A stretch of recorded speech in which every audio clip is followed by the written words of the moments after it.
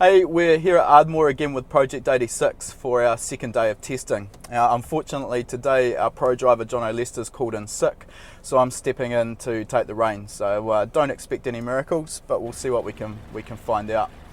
Today we're here to test the Whiteline product that we've fitted to the car, and basically we're expecting two changes from that product.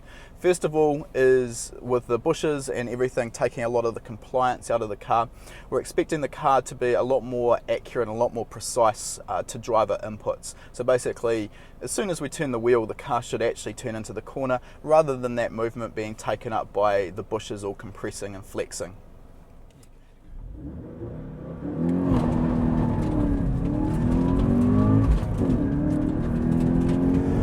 So straight from the first time we turn into a corner, you can already feel that lack of body roll. The sway bars have really made a huge improvement to that. The car just sits really flat on the road, makes it a lot easier to turn the car into a corner. The other thing I can notice straight away is the level of grip has increased dramatically. That first corner entry was already good, even with the stock suspension. The car would point into the corner really well. That's actually improved. The car really is sharp in the steering and you can get it to point exactly where you want.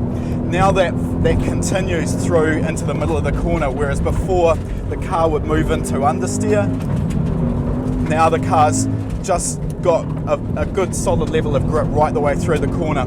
Can still provoke oversteer coming out of the corner, but the other thing I've noticed is now with that oversteer, it's much easier to control, and that comes down to the car is not moving around on the suspension so much thanks to the sway bars.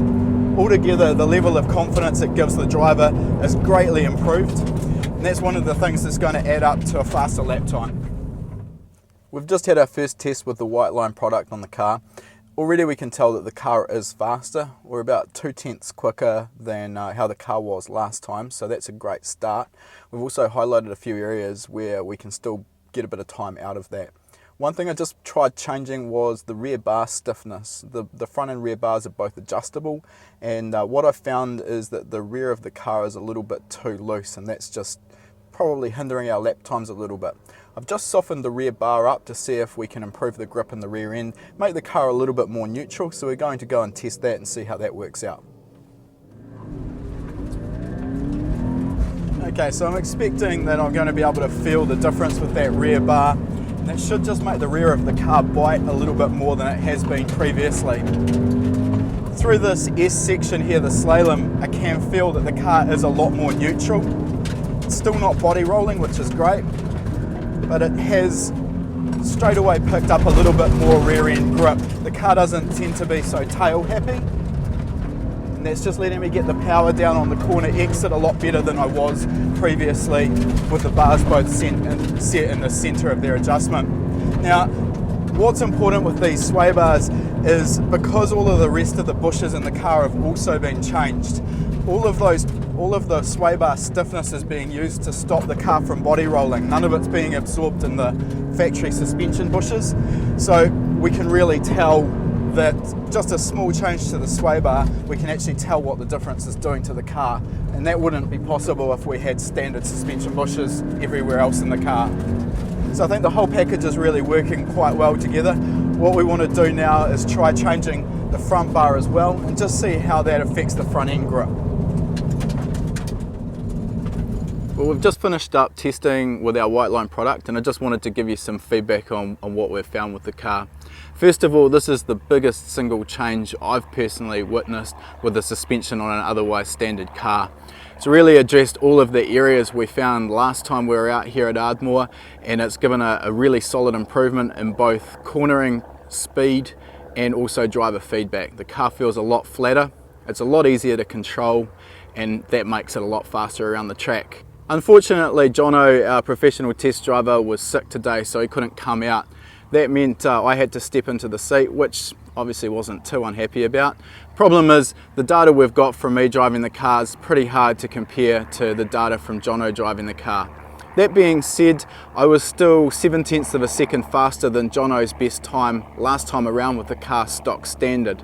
Now, I know from the data logging we've got that there's a few areas where I was losing a lot of speed to Jono, I think it's probably fair to say there would be about that difference again if Jono had been in the seat. So the ability to drop even 7/10 off a lap time of around about a minute, that's pretty huge.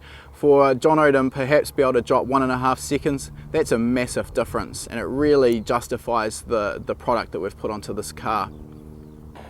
With the car in stock form, one of my biggest complaints or dislikes with the stock suspension was the amount of body roll.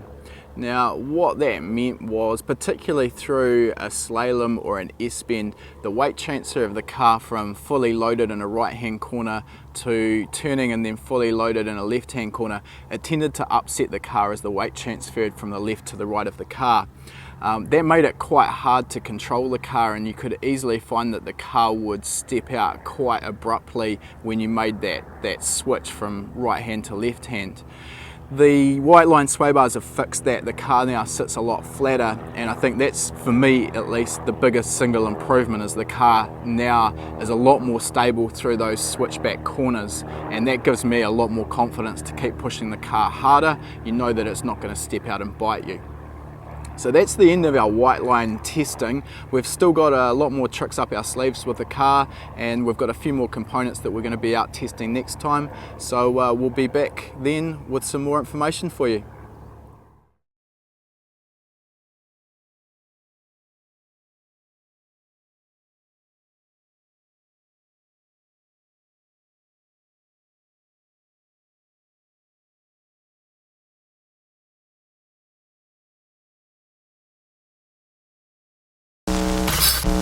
Testing out the new Nitto NT01 track tyres. So these are a semi-slick compound.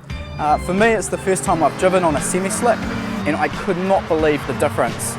It took me a whole session to actually find the limits of the tyres. It's really transformed the handling, and the car is so much quicker around the track thanks to the tyres.